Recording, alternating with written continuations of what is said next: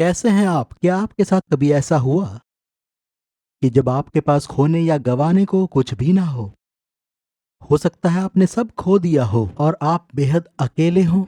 आपका नाम और रुतबा सब खराब हो गया हो और सब ने आपको छोड़ दिया हो। अब आपके पास जीने को कुछ नहीं, सब चला गया हो सकता है आप अस्पताल के बिस्तर में हो और तमाम उम्मीदें खत्म हो चुकी हों। हो सकता है कुछ समय बाद ये जिंदगी ही ना रहे, कुछ भी गंवाने को ना हो। आप आज यीशु को आजमाएं, एक बार उसकी ओर देखें। वो आज भी चमत्कार कर सकता है, आपको चंगा कर सकता है। वो आपकी नेक नामी को फिर से नया कर सकता है। उसने मूसा के साथ ऐसा किया।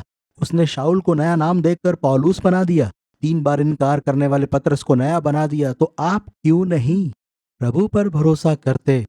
मैं आपको 4 कोढ़ी की कहानी सुनाता हूँ। वो तन्हा बैठे थे, उनके पास खोने को कुछ नहीं था। समाज ने बहिष्कार कर उन्हें बाहर निकाल दिया था। सीरिया के लोगों ने उनके देश पर आक्रमण कर दिया था। उन्होंने कहा, अब हमारे पास वैसे ही गंवाने को कुछ बचा नहीं है, चलो उन्हीं से खाना मांगते हैं। अगर वो हमें मार भी देंगे तो हमारे पास आखिर बचा ही क्या है? दोस्त, अक्सर ऐसा करना अच्छा रहता है, क्योंकि अब यीशु ही बचा सकता है, बाकी सब तो चला गया। पैसा खत्म हो गया, परिवार ने छोड़ दिया, तो अब बचा ही क्या है जो खोया जा सकता हो? यीशु के पास आए। अगर आप बाइबल में पुराने नियम में पढ़ेंगे, 2 राजा 7 अध्याय के 3 वचन से, तो यूं लिखा है, 4 कोढ़ी फाटक के बाहर थे। वे आपस में कहने लगे, हम क्यों यहाँ बैठे बैठे मर जाएं? यदि हम कहें नगर में जाएं तो वहां मर जाएंगे, क्योंकि वहां अकाल पड़ा है। और यदि हम यहीं बैठे रहे तो भी मर ही जाएंगे।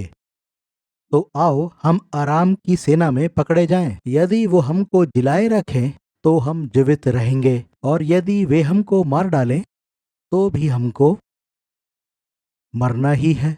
तो ये थी वो कहानी। सीरिया ने इन लोगों को घेर रखा था। नगर में रहने वाले ये लोग भूखे थे। इन चारों को अंदर नहीं आने दिया गया, इसलिए ये बाहर थे। तो उनके एक तरफ कुआं था, एक तरफ खाई थी, शायद आपकी तरह। इन्होंने कहा, हमें तो मरना ही है, दुश्मन के पास ही जाते हैं, चाहे वो हमें मार डाले, पर शायद खाना मिल जाए। खैर, वो वहां गए भी। वहां उन्हें मालूम हुआ कि शत्रु सेना तो भाग गई थी। इन चारों ने पेट भर कर खाना खाया और अपने जरूरत की चीजें भी उठा ली। अच्छी बात यह थी, वो उस समय स्वार्थी नहीं बने। वो वापस शहर लौटे और लोगों को बताया कि सीरिया के लोग भाग खड़े हुए हैं और बहुत सा खाना और कीमती चीजें छोड़ गए हैं।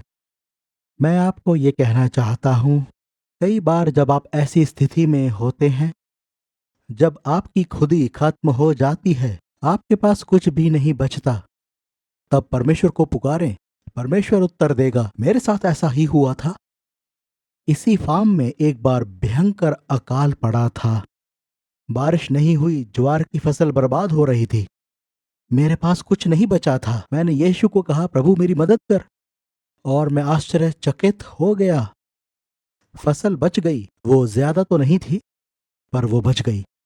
जानते हैं क्या हुआ? क्योंकि फसल ज्यादा नहीं हुई थी तो उसका दाम बहुत बढ़ गया था, बहुत ज्यादा। हमें बहुत ज्यादा मुनाफा मिला।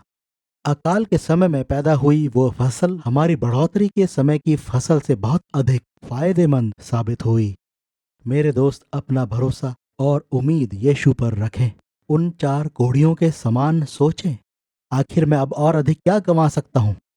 मैं अपने प्रभु के पास जाऊंगा।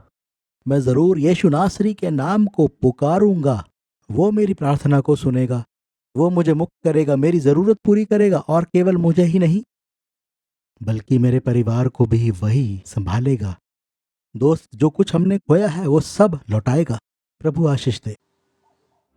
We trust that you have been blessed by today's message. For more information, please visit angusbuchan.com.